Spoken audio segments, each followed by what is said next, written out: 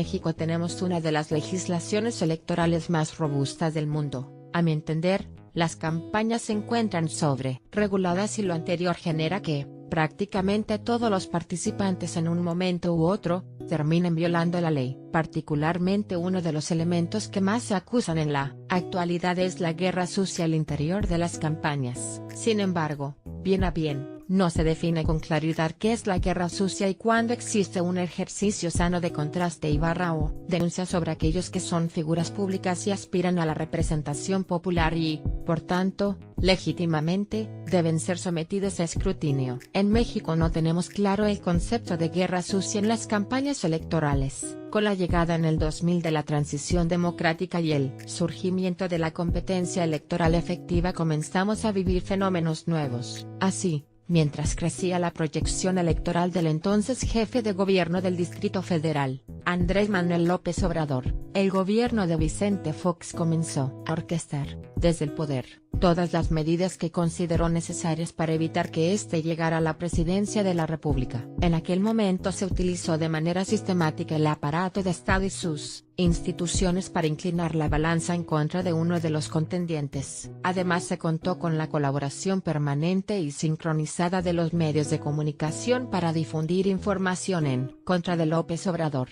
alguna cierta y otra falsa, con la intención de influir en el electorado. Un sector importante de los empresarios más poderosos de este país financiaron la iniciativa sin que ello fuese fiscalizado o existiera el más mínimo control sobre el flujo de recursos y su procedencia. Todo lo anterior hizo que, en aquel momento, muchos de nosotros denunciáramos la existencia de una guerra sucia en contra de López Obrador y ese término permeara fuerte en el imaginario colectivo al grado de generar lo que pareciera un proceso de inmunización en contra de cualquier error o desviación en el futuro, pues, a partir de allí, la victimización es una estrategia permanente del hoy candidato de Morena quien, ante cualquier acusación en su contra o en contra de su partido, se queja de guerra sucia y evade toda responsabilidad pública. Es aquí donde debemos tratar de ir definiendo lo que comprende y lo que no comprende la guerra sucia en una campaña política. A mi entender, difamar a un adversario, manipular información,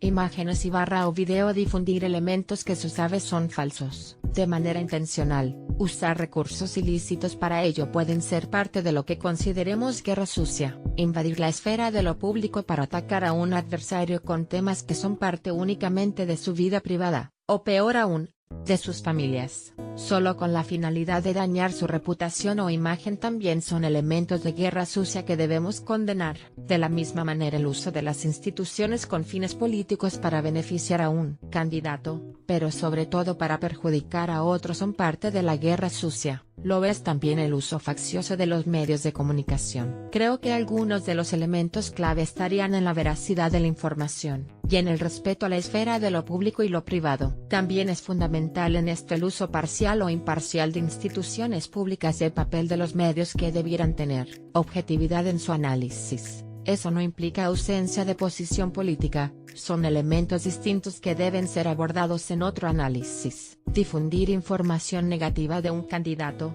cuando es real, ¿puede ser considerada guerra sucia?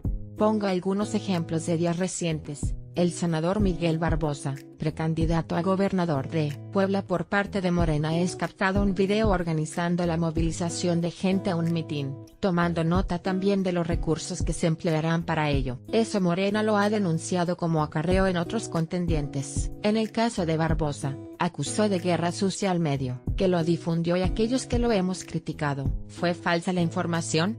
No. ¿Es de interés público? A mi entender, sí. Hará que